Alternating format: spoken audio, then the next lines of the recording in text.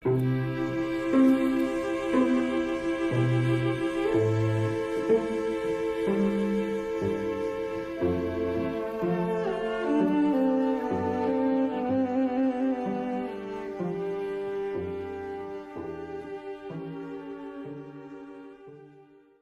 tema é um tema bastante propício, quando a gente falar de evolução espiritual. Vamos falar um pouquinho do material e vamos falar de riqueza, mas num contexto que o Emmanuel pegou muito bem. Depois eu vou falar um pouquinho sobre o livro, o dinheiro, e como ele explorou esse assunto. Porque quando nós falamos de riqueza, acho que automaticamente a gente pensa em dinheiro, não é? Dinheiro, joias, propriedades, ou sei lá o quê. E ele trata muito bem a questão da riqueza com abundância. Até para a gente isolar, porque eu não quero que ninguém que tenha a saúde financeira boa saia com dor de cabeça daqui, né? A gente não precisa ter vergonha de ter dinheiro. O dinheiro é para ser usado em bom, né? Usado de maneira adequada, para também movimentar recursos espirituais. Uma boa forma é doar para casa continuar aberta, continuar pagando energia e tudo mais, para a gente ajudar o propósito da casa, né? E a questão da abundância de recursos, aonde entra esse aspecto? Toda vez que a gente tem abundância de recursos, a gente começa a pensar mais em nós mesmos. Uma característica do ser humano é que a gente enxerga o mundo pelo nosso filtro. Vocês conseguem perceber isso? Por exemplo, quando a gente está mais triste, o dia parece mais escuro, mais fechado, as coisas parecem piores. O dia que a gente está mais feliz, outro aspecto, quando a gente está mais triste, a gente lembra bastante de orar, de olhar para Deus, de olhar para as coisas espirituais.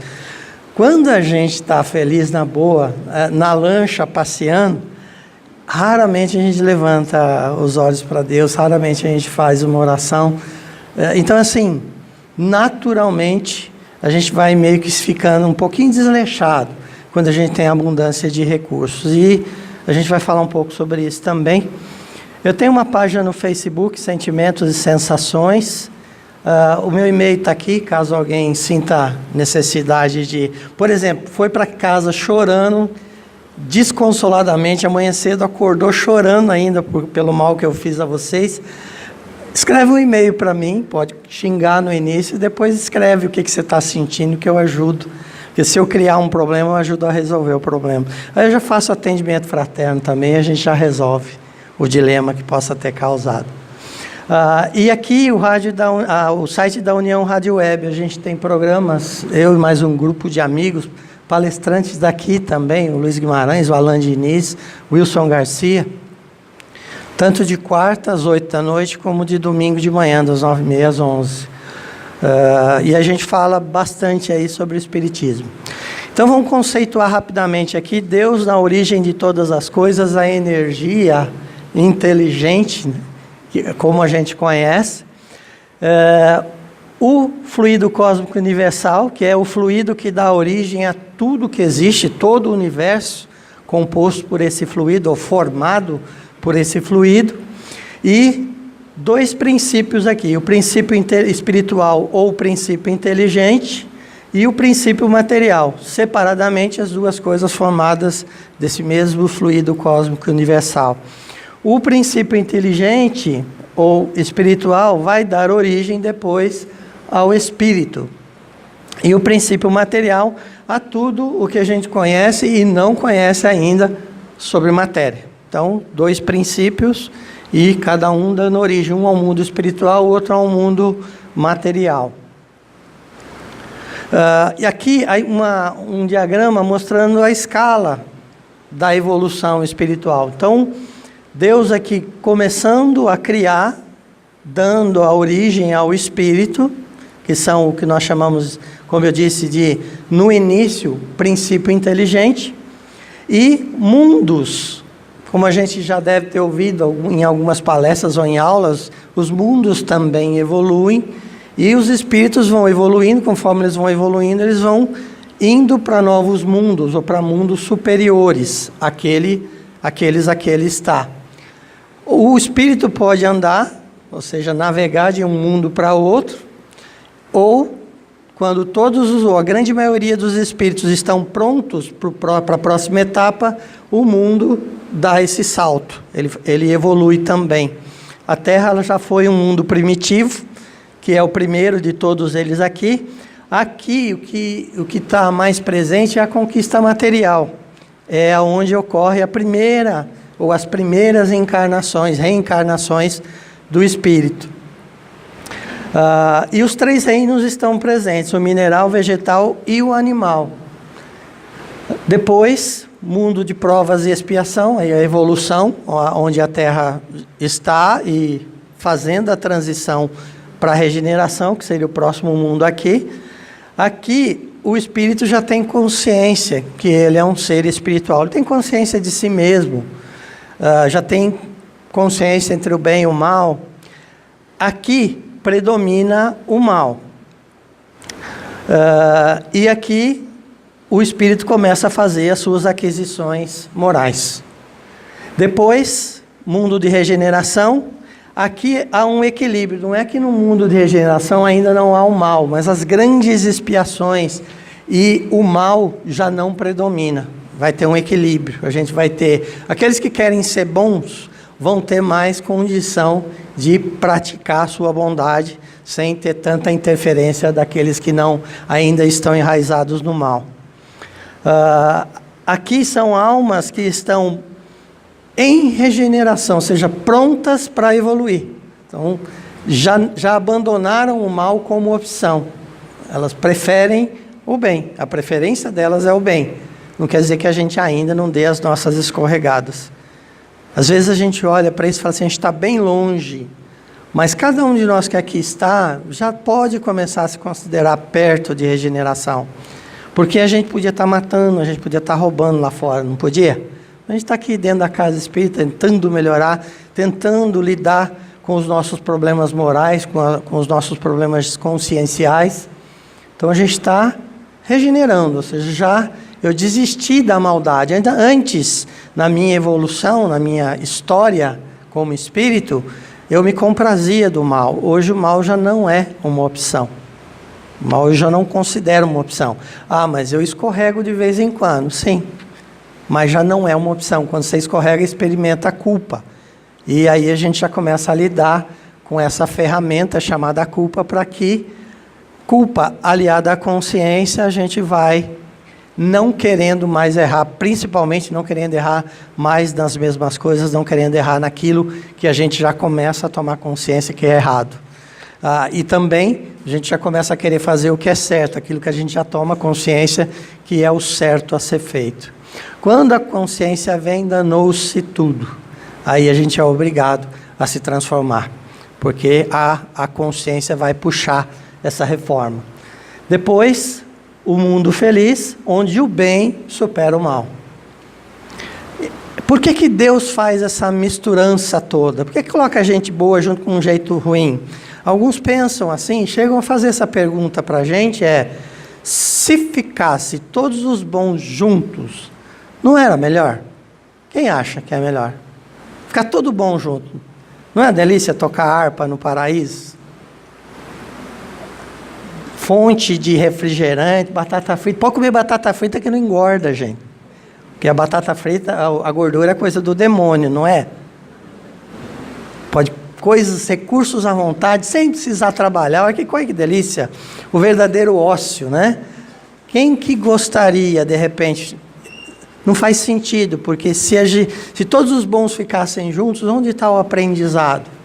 Muitos espíritos estacionariam, não iriam querer o próximo patamar. Por causa do quê? Porque eu não testaria os meus limites. Quando a gente começa a rezar para Deus, pedir paciência, o que Deus nos dá? Gente chata, não é? Para testar a nossa paciência e aí fazer com que essa paciência vá se esmerando. A gente vai achando alternativas de lidar com o chato. Se não existissem chatos na nossa vida, não haveria evolução nesse processo. Abençoadas as sogras, os cunhados e tudo mais, né? Brincadeirinha, porque tem um monte de sogra aqui, não vamos entrar nesse aspecto. Então aqui, mundo feliz e depois mundo celeste ou mundo divino. Daqui é onde vem os Cristos. A gente sabe já que existem mais Cristos, não é só o nosso, não é só o Jesus Cristo. Existem outros Cristos e é daqui que eles vêm para a formação. Então Jesus veio à Terra e reencarnou aqui no mundo de provas e expiações exatamente para mostrar para a gente um bando de coisas, mas principalmente para ver que ele conseguia dominar. Ele veio e venceu a matéria. Ele veio mostrar que era possível vencer a matéria e mostrar que o amor é aquilo que faria com que nós eliminássemos todos os nossos problemas. Aqui não é um teste de visão, é só para a gente ter noção, tem bastante informação, e o que tem no meio aqui são as questões do Livro dos Espíritos que dá o embasamento aí para os fundamentos. A palestra está aqui, se alguém tiver interesse depois, pega com o pessoal, ou me manda um e-mail, ou manda a palestra também, porque quanto mais divulgação fizer, melhor. Então, o Espírito sendo criado aqui, como uma energia, e já individualizado como um princípio inteligente. Aqui não é chamado de Espírito com E, aquele E maiúsculo, Espírito com E maiúsculo, que é chamado de Espírito ainda, princípio inteligente. E os 3 reinos aqui estão, o reino mineral, o reino vegetal e o reino animal. Daqui a pouco eu vou diagramar também para a gente entender melhor isso. O que acontece então na escala evolutiva? Os espíritos vão passando de princípio inteligente, na base como espíritos imperfeitos, a grande maioria do planeta, onde predomina a matéria sobre o espírito, ou seja, as viciações, as paixões ainda dominam o nosso aspecto moral. Depois, ele é eleito para uma categoria de bom espírito. Aqui, a predominância da vontade dele sobre a matéria. Ele já consegue controlar mais o efeito que a matéria causa nele. E aqui são espíritos perfeitos, os espíritos puros, onde não existe já nesse ponto nenhuma influência da matéria sobre ele. Então, Jesus era um espírito, era já naquela época um espírito puro. E o aspecto que a gente deve compreender aqui, quanto mais a gente evolui, não é que a gente fica imune. Enquanto a gente não é puro, a gente não está imune ao mal. Basta a gente pegar alguns livros, por exemplo, da série Há 2000 Anos de Emmanuel, tem o livro Renúncias. Quem leu vai lembrar da Alcione. Lembra disso? Alcione, um espírito feminino que não precisava mais reencarnar na Terra, ela era de um outro planeta mais evoluído, mas ela quis reencarnar. A história do livro começa exatamente com uma conversa dela com um mentor espiritual dela, explicando como é que seria o processo reencarnatório e fazendo um alerta para ela, que ela não precisaria mais reencarnar num planeta como esse, mas que ela iria sofrer as paixões e as vicissitudes todas, ou os vícios, do planeta, e ela poderia cair nesse aspecto. Um espírito evoluído poderia involuir? Não, mas ela poderia estacionar, ela poderia experimentar efeitos da matéria que causariam aí alguns tipos de problemas para ela. Então ela foi alertada, assim como no livro Mensageiros, Missionários da Luz, toda vez que um grupo ia se dirigir para um resgate, o coordenador do grupo alertava: olha, não entra na faixa, não entra no padrão vibratório, que você vai ver lá. Nós vamos descer para o umbral, não entra no padrão vibratório que você pode cair, e aí pode ser difícil da gente ter que lidar. Ao invés de ajudar os outros, a gente tem que ficar ajudando vocês. Quem conhece os livros vai se situar no que eu estou falando. Então, o espírito, na sua escala evolutiva, pela vivência pela experiência que ele vai tendo nas sucessivas reencarnações, ele vai se depurando, ele vai eliminando as paixões, ou seja, emocionalmente ele vai evoluindo também, ele vai começando a detectar e melhorar os aspectos de sentimentos, aquilo que eram reações e sensações instintivas começam a ser transformadas em bons sentimentos. O Humberto de Campos, no livro Boa Nova, numa conversa com Pedro, ele fala que Jesus era um espírito que tinha reflexos condicionados no amor. O que significa isso? Ele não precisava pensar para expandir o amor dele. Qualquer resposta que ele desse para qualquer pessoa era baseada no amor mais puro. Então, a gente ainda tem que ficar se vigiando, controlando um espírito, não é? O nosso espírito de porco, de vez em quando quer fazer alguma atrapalhada. Quando a gente está vigilante, a gente controla o espírito de porco e ele consegue ficar mais tendenciando para o bem do que para o mal. De vez em quando a gente dá uma relaxada e dá uma escorregada.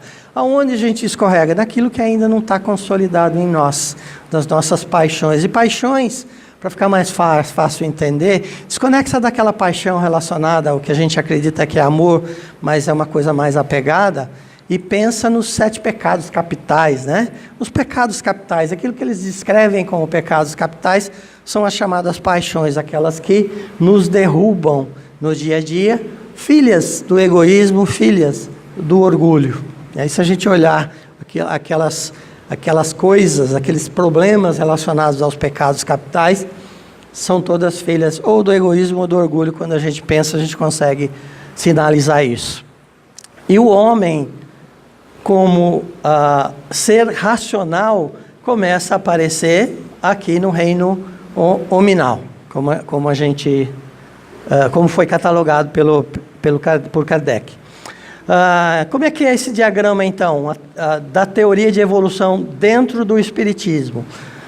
Espírito, com um E minúsculo, o princípio inteligente, habitando esses 3 reinos, seres inorgânicos, ou seja, não formados pelo organismo que a gente conhece, pertencentes ao reino mineral.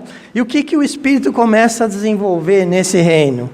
Os princípios de atração, de agregação e desagregação da matéria. Lembra daquele princípio bíblico que veio do pó, ao pó retornará? Nós quando vamos encarnar, quando o espírito quando o corpo é concebido e o espírito é conectado, ele começa a entrar num processo de atração. Ele vai começar a atrair as moléculas, os átomos de sais minerais, e azoto, hidrogênio, carbono, oxigênio, tudo isso combinado, que a mamãe vai alimentando, né, a criança com aquilo, e ele vai formando o corpinho dele. Então, átomo a átomo, molécula a molécula, esse espírito vai agregando o corpo que ele vai utilizar na encarnação. Quando ele morre, aquilo que estava fazendo com que essas moléculas ficassem agregadas não existe mais, o chamado fluido vital. E o que vai acontecer é que a matéria começa a desagregar. Quando a matéria desagrega, aquilo que deu origem ao corpo volta para o planeta. Isso equivale a dizer que a cadeira que vocês estão sentados nesse instante pode ter sido a sua tataravó. Beleza? Todo mundo entendeu isso? Não? As moléculas que formaram o corpo da sua tataravó estão fazendo essa cadeira, estão fazendo novos corpos, estão fazendo tudo aquilo que existe no planeta. É só essa brincadeira, mas só para a gente entender. A molécula agrega e depois desagrega. Em todos os aspectos aqui. Então, a atração, o princípio da atração é desenvolvido aqui na matéria inerte, e os reinos, eles se interpolam, eles se interrelacionam.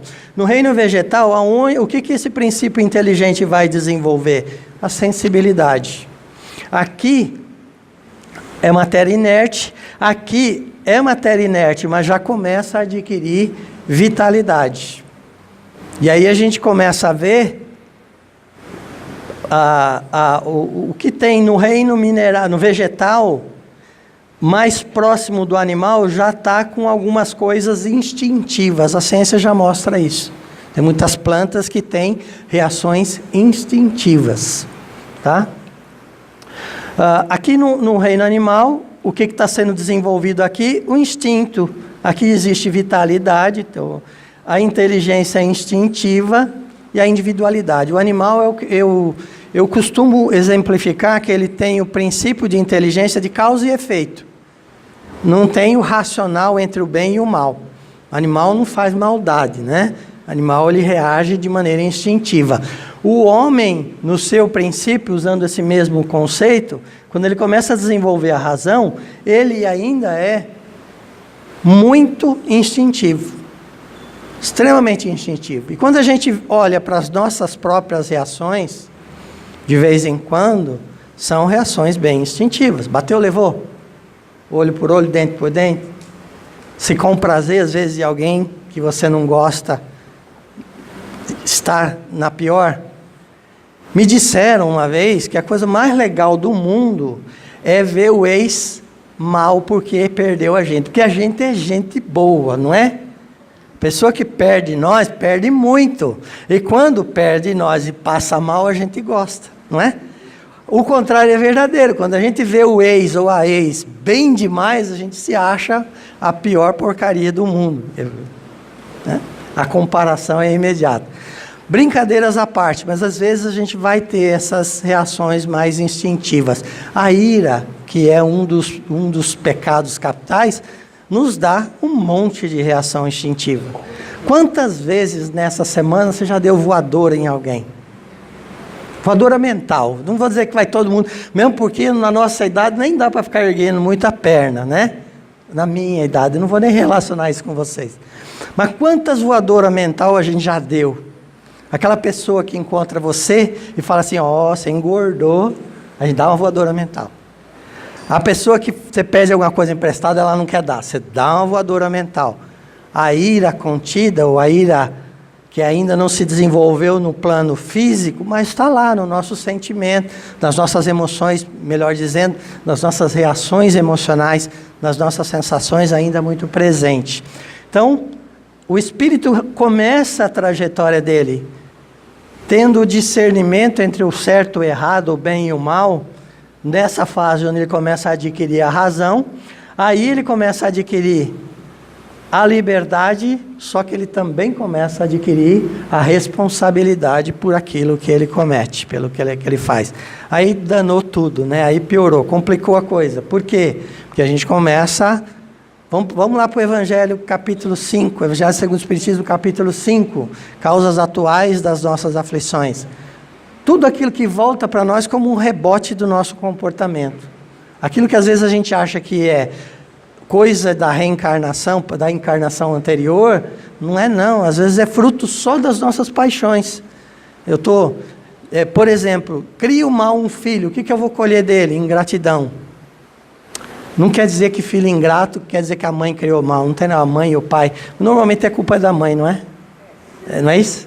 Nós homens achamos isso, a culpa é da mãe. A mulherada acha que é a culpa do pai, e aí vira todo um jogo aí, né? Mas o que acontece então? O espírito tem consciência de si e ele também começa a ter a noção de que existe algo mais, existe algo além. Mesmo os ateus, quando falam que são ateus, eles falam, eu sou ateu graças a Deus, né? Já existe, eles dão outro nome. Tem gente chamando de outras coisas, inteligência, espírito, princípio de todas as coisas, o que quiser chamar. Não quer chamar de Deus, chama de outra coisa. Mas a ciência já sabe que houve algo que deu início a tudo isso, e esse algo que deu início a tudo isso, não é algo fortuito, é algo inteligente. A ciência já sabe disso. Ok, perdi alguém no meio do caminho? O homem, então, nesse aspecto, começa a ter e vai desenvolvendo a percepção das coisas extramateriais. Ele começa a perceber aquilo que é transcendental, aquilo que transcende a matéria. Ele já começa a ter noção da espiritualidade, da sua religiosidade. Então, questão 122 do Livro dos Espíritos, O Kardec pergunta: como podem os espíritos em sua origem, quando ainda não têm consciência de si mesmos, gozar da liberdade de escolha entre o bem e o mal? E a resposta aqui, muito inteligente, mas assim, a pergunta até foi muito mais inteligente, no seguinte aspecto: o livre-arbítrio ele vai se desenvolver a partir do momento que o espírito começa a ter consciência de si mesmo, quando ele se coloca em relação a outras pessoas. Quando ele se coloca em relação a outras pessoas, nasceu o orgulho, nasceu o egoísmo nele. Tudo bem? Nasceu ali os princípios, que aí, na interação com as outras pessoas, ele vai demonstrando, e quando ele percebe que ele está demonstrando, ele vai recebendo a responsabilidade daquilo que ele fez, ele vai sentindo dor. Quando ele sente dor, ele se movimenta para modificar aquilo que não está bem. Então, toda vez que existe dor, uma prova, uma provação, uma dor da nossa vida, a gente tem que voltar para a nossa vida, não para nos culpar de algo que está acontecendo, mas para observar o que aquilo pode trazer de evolução, de benefício para nós mesmos. Essa é a função da dor. Fazer o homem parar de errar e olhar para dentro de si mesmo, detectar principalmente, e é isso que a gente precisa fazer sempre, tentar detectar quais são as nossas intenções. Porque o resultado daquilo que a gente faz não é tão importante quanto as intenções que a gente teve quando estava cometendo o ato. A minha intenção me leva para o umbral, imediatamente. O resultado das minhas ações, nem tanto. É proporcional. Existe uma frase no Espiritismo que a nossa ignorância nos protege. Protege desse aspecto, protege da onde? Da consciência. Porque a partir do momento que eu tenho consciência de alguma coisa, que eu recebo a informação, que eu processo aquela informação e transformo em algo para o meu aprimoramento, eu vou me cobrar para me modificar, para modificar aquela tendência, para modificar aquilo que está me atrapalhando a vida. Vocês perceberam aí? Então não tem um tribunal de anjos ou de demônios nos aguardando no nosso desencarne. Existe o tribunal da consciência presente conosco o tempo inteiro, em cada decisão que a gente toma, e não decisão de ação, porque a inação é uma decisão também. A gente escolhe não fazer nada, não é isso? Muitos de nós escolhem dar a voadora, porque às vezes nessa hora a gente fala assim, essa pessoa encheu tanto o saco, o anjo da guarda, vai fazer outra coisa. Vai estudar na colônia espiritual, larga eu sozinho aqui, porque agora é eu com a pessoa. E aí a gente dá aquela voadora com gosto, e a gente se sente bem fazendo aquilo. É o mal ainda presente em nós. Quando a gente toma consciência, o que acontece com todos nós? Antes, a gente se comprazia no mal, falei isso agora há pouco.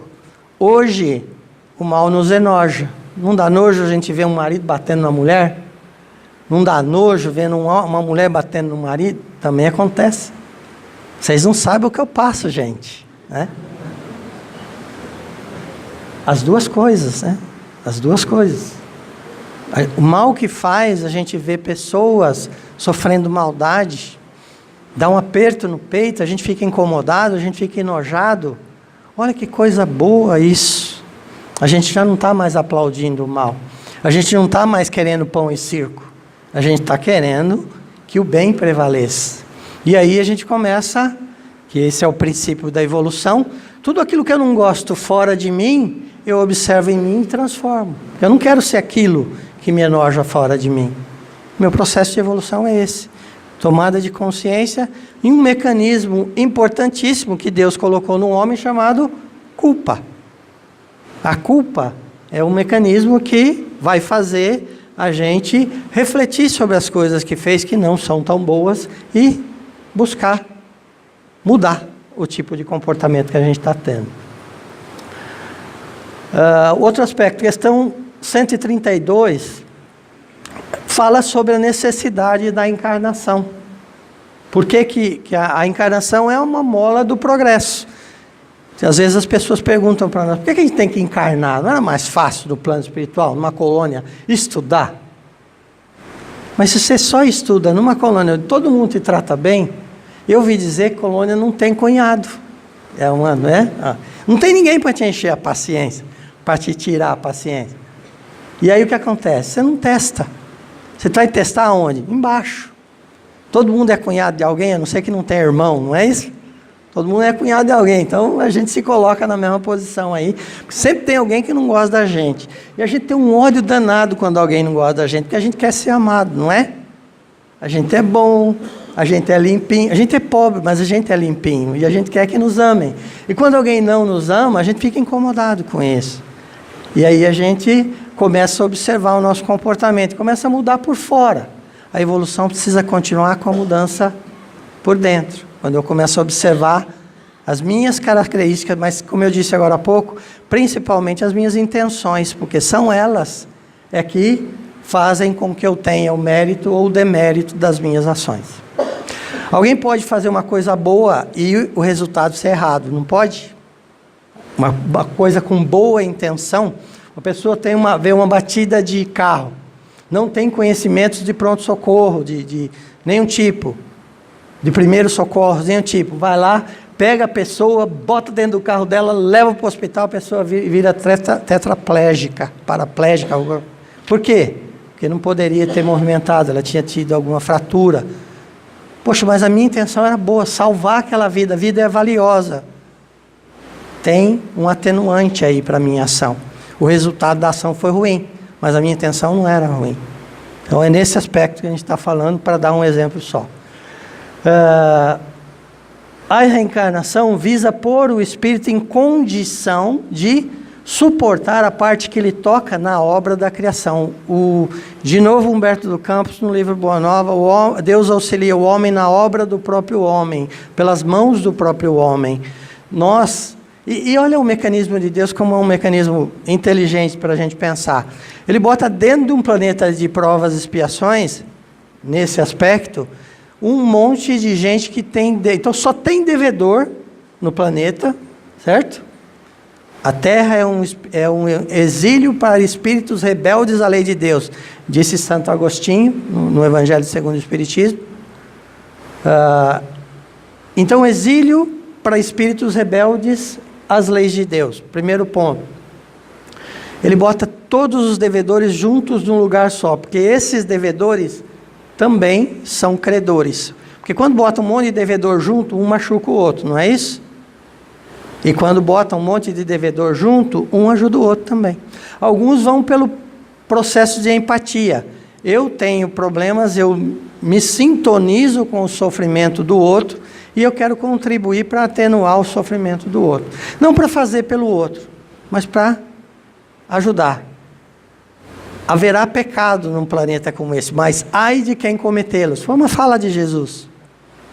Há pecado, há problemas, mas a gente tenta não entrar neles. Mas se entrar, a mola da reencarnação vai permitir que a gente vá expurgando o mal de dentro de nós, e pela vivência, pela experiência de errar, e a dor que errar traz, pela experiência de acertar e a satisfação, o bem-estar que acertar faz, a gente vai aí desenvolvendo características e ficando mais fortes, criando estruturas psíquicas e emocionais para lidar com as coisas. Quando a gente facilita demais, e o exemplo simples é a da borboleta. Se a gente vê um casulo, a lagarta tentando sair do casulo e facilitar o processo para ela, a gente condenou aquela lagarta, porque ela não vai desenvolver as asas. Tentando sair do casulo, ela se desenvolve, o organismo físico dela vai se desenvolver e ela vai chegar no momento certo de sair,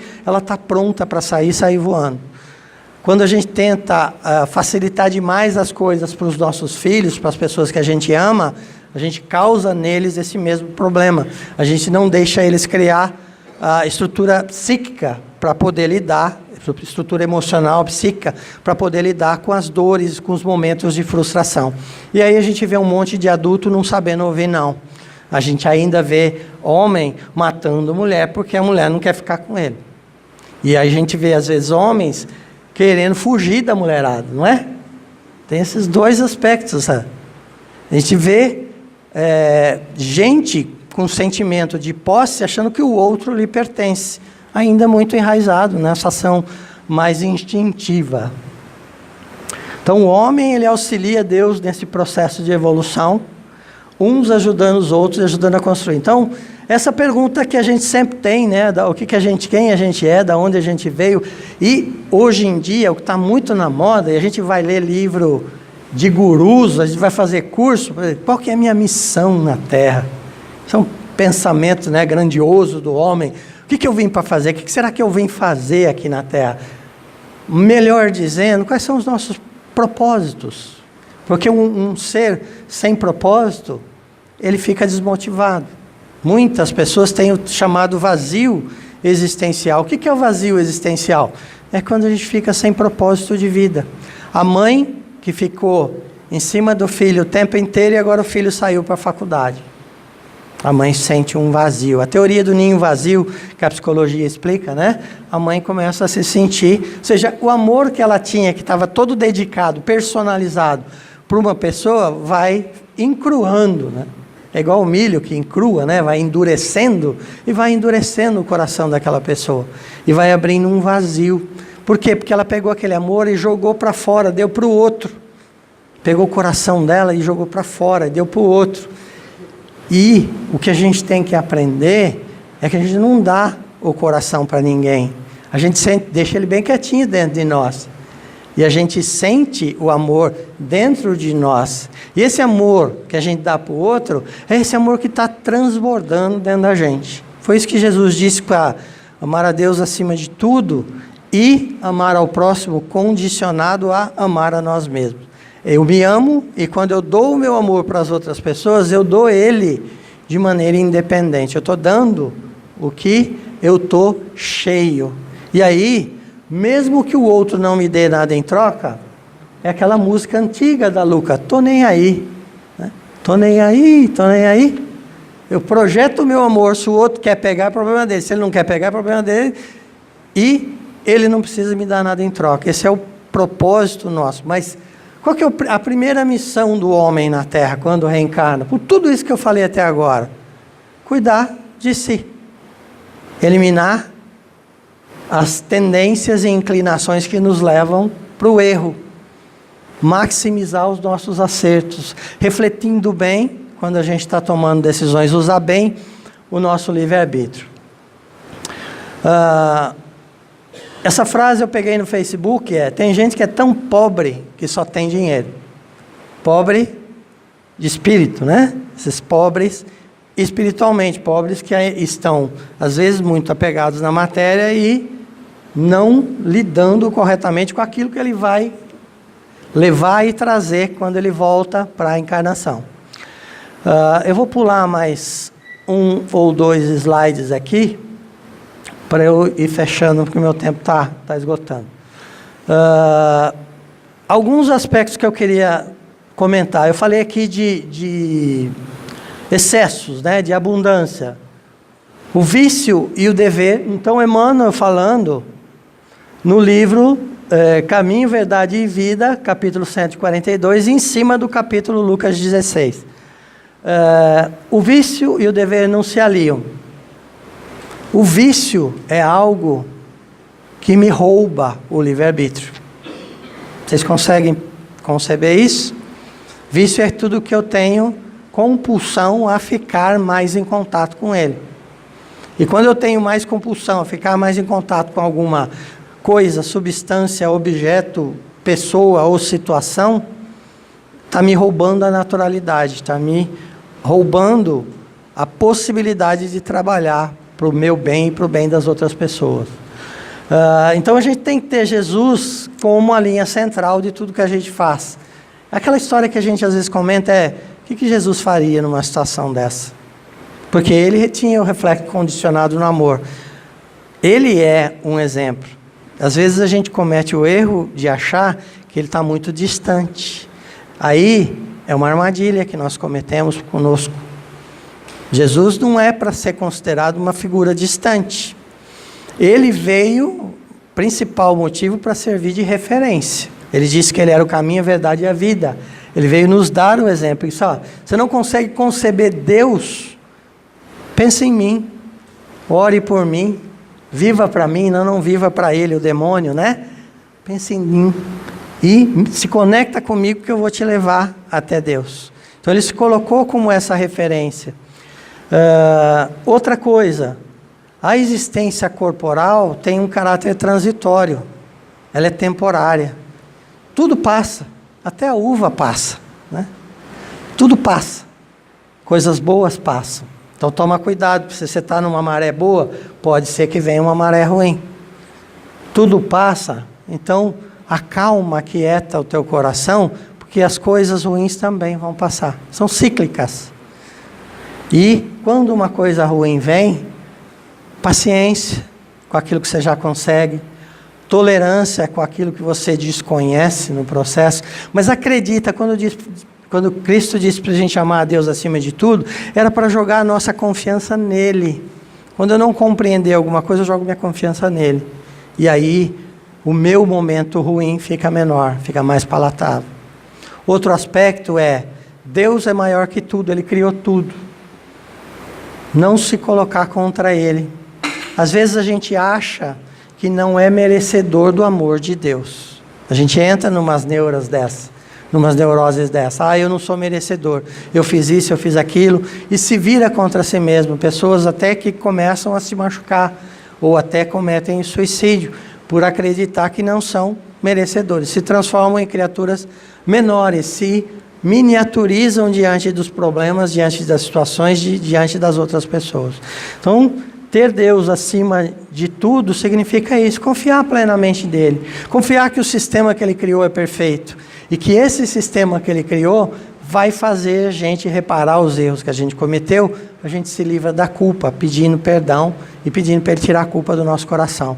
E sabendo que a gente tem chance de reparar os erros, quando a gente erra, a gente ergue a cabeça e começa a pensar como que seria a melhor maneira de a gente corrigir aquilo.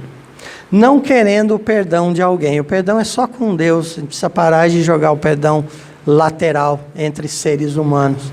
Porque quando você joga a condição, olha, não vou ser feliz enquanto o outro... Para terminar, eu gostei muito da forma como o Emmanuel lidou, também de Lucas 16, estudando a riqueza no livro Dinheiro. Quem tem excesso de inteligência tem uma tendência de não usar a inteligência que tem, viver na inércia. Quem tem excesso de saúde, às vezes desampara os doentes. Aqui simplesmente para a gente pensar o contrário. Tem excesso de inteligência, a minha inteligência deveria ser utilizada para fazer com que eu evolua e fazer com que as outras pessoas também. Tenho muita saúde, eu vou lá cuidar de quem ainda não tem, seja da minha família, seja de outras famílias.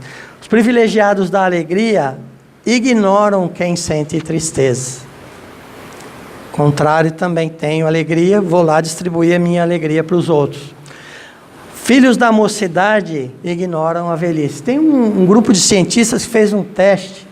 Ele amarrou em jovens de 18 a 25 anos 3 quilos de algum, por exemplo, areia, 3 quilos de areia em cada braço, 3 quilos de areia em cada perna.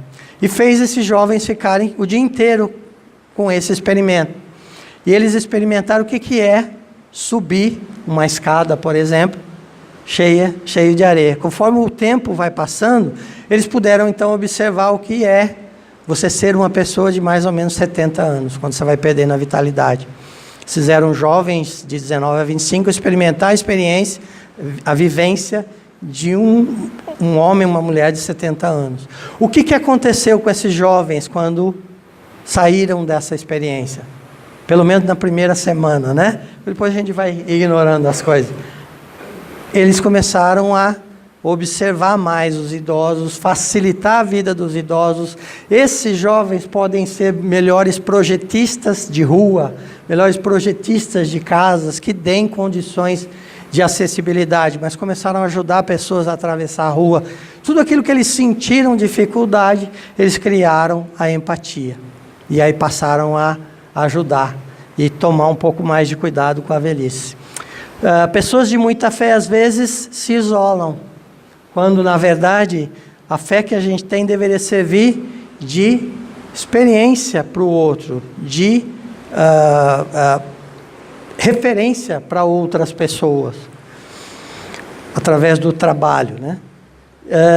E acreditar que nada existe na criação sem uma boa parte. Ninguém é completamente mal. Nem toda experiência é completamente ruim. Esse é o aspecto. Era isso que eu queria falar para vocês na noite de hoje. Espero que eu tenha preocupado alguns de vocês, porque aí a gente vai para casa pensando. E quando a gente vai para casa pensando, a gente exerce o cristianismo na sua pureza. Que o cristianismo ele só faz o efeito certo na gente quando ele sai daqui e desce para cá. E aí os nossos pensamentos fazem ações melhores nossas nos dia a dia. Obrigado, gente. Boa noite.